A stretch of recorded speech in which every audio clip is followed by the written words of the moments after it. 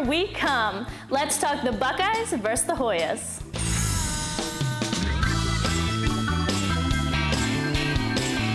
Hey everyone, we're here in beautiful downtown LA. Sports Babes have a little different setting today. On location. Really excited because the matchups for the Final Four are all set. One matchup in particular.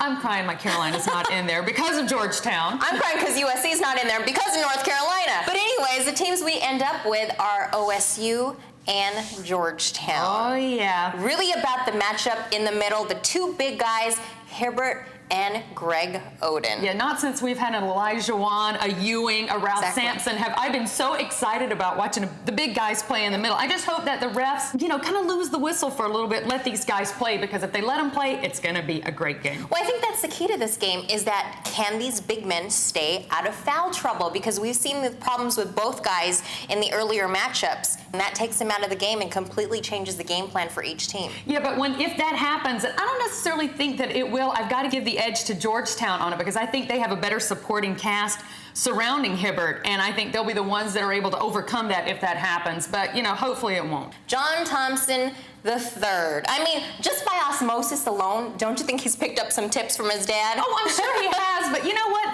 Thad Matta and the Thad Five, come on, this guy has figured out a way to blend 6 freshmen and 5 upperclassmen and get them into the Final Four. I mean, you got to give this guy some kudos to this. I mean, it's a different kind of game he plays, but wow. I like this coach. Mm-hmm. But the one thing I do have to point out, though, is the experience on both teams. Mm-hmm. For the core 3 of Georgetown, you've got Jeff Green, you've got Hibbert and Wallace. Juniors. For OSU, you're dealing with some young kids. Mm-hmm. The 2 key guys, Greg Oden and Mike Conley Jr., freshmen. Yeah, but Oden, what kind of a freshman is that? First of all, he looks like he's 45. Got to do the birth certificate check on that one. He doesn't play like a freshman. You've said it over and over. This guy does not play like a freshman. And you know what? Everybody else steps up around him.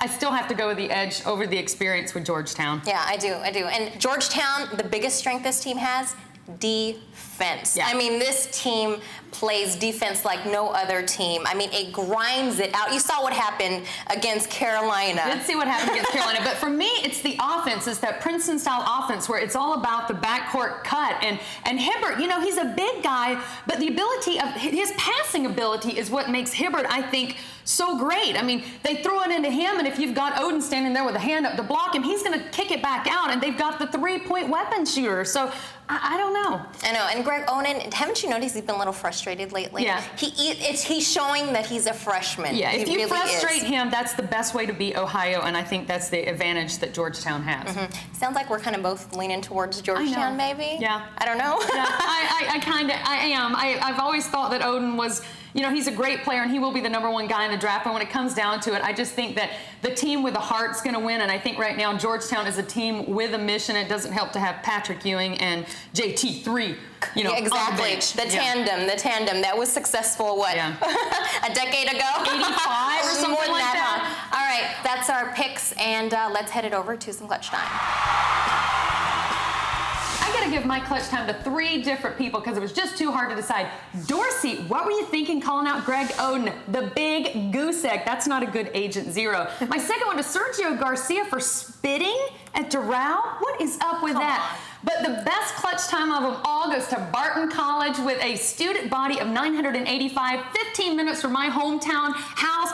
Best Division II, probably best Division I, any game ever. That final. Amazing. Oh, loved it.